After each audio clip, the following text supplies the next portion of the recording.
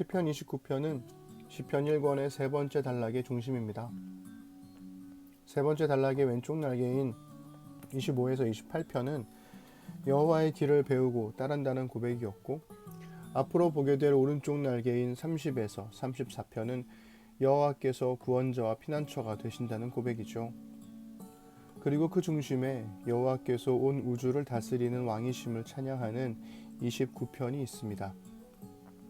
시편 1권의 큰 그림을 보면 시편 1권의 첫 번째, 두 번째 단락에 이어 세 번째 단락에서도 하나님의 말씀인 율법과 하나님의 주권을 드러내는 왕이 강조된다는 것을 알 수 있죠.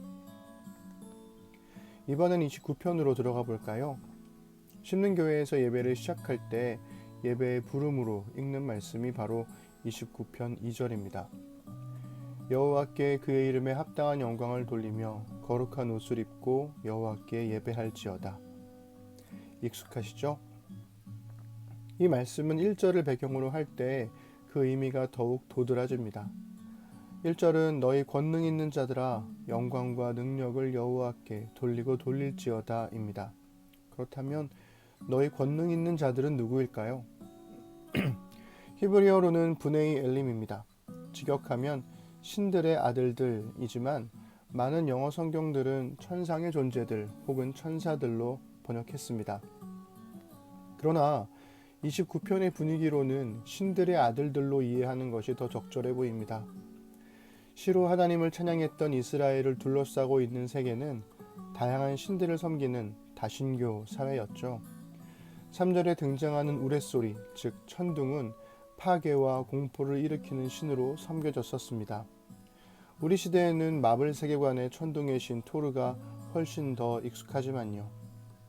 그러나 천둥을 신으로 섬겼던 주변 나라들과는 달리 이스라엘은 그것을 그저 여호와의 소리로 고백하죠. 천둥은 또 다른 신이 아닌 유일하신 하나님께서 내시는 소리에 불과하다는 것입니다. 또한 3절은 여호와의 소리가 물 위에 있다고도 고백합니다. 물을 뜻하는 히브리어 마임은 큰 고인물, 즉 바다를 의미하죠. 바알 신화에서는 바다와 혼돈의 신 얌과 풍요와 천둥 번개의 신 바알이 전투를 벌인 곳이기도 합니다. 물이 바다 덮음같이라는 찬양 기억하시죠?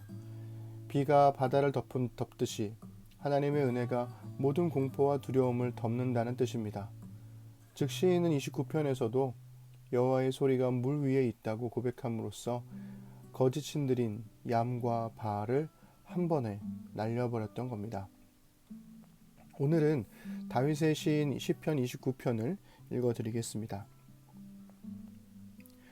너희 권능 있는 자들아 영광과 능력을 여호와께 돌리고 돌릴지어다. 여호와께 그의 이름에 합당한 영광을 돌리며 거룩한 옷을 입고 여호와께 예배할지어다. 여호와의 소리가 물 위에 있도다. 영광의 하나님이 우레소리를 내시니 여호와는 많은 물 위에 계시도다. 여호와의 소리가 힘 있으며 여호와의 소리가 위엄차도다. 여호와의 소리가 백향목을 꺾으시며 여호와께서 레바논 백향목을 꺾어 부수시도다. 그 나무를 송아지같이 뛰게 하시며 레바논과 시련으로 들송아지같이 뛰게 하시도다. 여호와의 소리가 화염을 가르시도다. 여호와의 소리가 광야를 진동하시며 여호와께서 가데스 광야를 진동시키시도다. 여호와의 소리가 암사슴을 낙태하게 하시고 삼림을 말갛게 벗기시니 그의 성전에서 그의 모든 것들이 말하기를 영광이라 하였도다. 여호와께서 홍수 때에 좌정하셨으며 여호와께서 영원하도록 왕으로 좌정하시도다.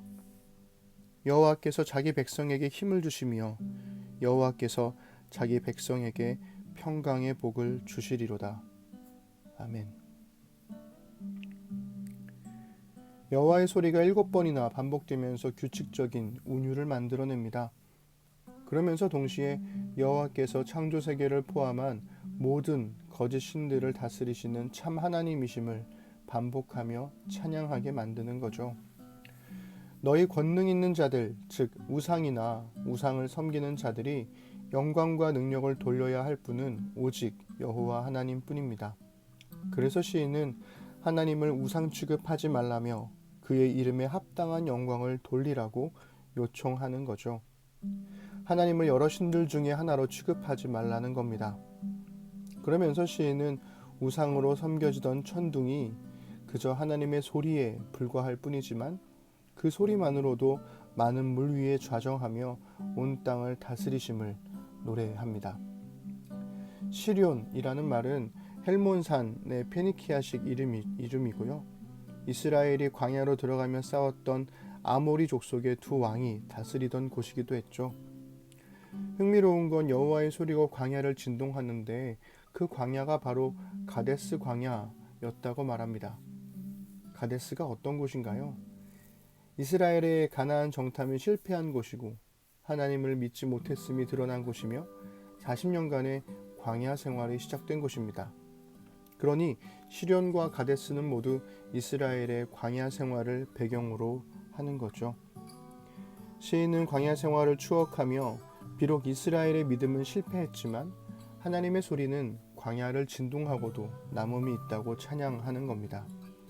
결국 29편은 왕이신 하나님께서 자기 백성에게 힘과 평강의 복을 주실 수 있는 분이라 고백하며 그 하나님을 의지하라고 요청하는 거죠. 우리는 하나님의 이름에 합당한 영광을 돌리고 있는 걸까요? 우리가 고백하는 하나님은 그 이름에 걸맞는 예배를 받고 계시는 걸까요? 여호와께 그의 이름에 합당한 영광을 돌리며 거룩한 옷을 입고 여호와께 예배할지어다. 우리의 삶이 하나님의 이름에 합당한 영광이 되는 예배가 되기를 기도합니다.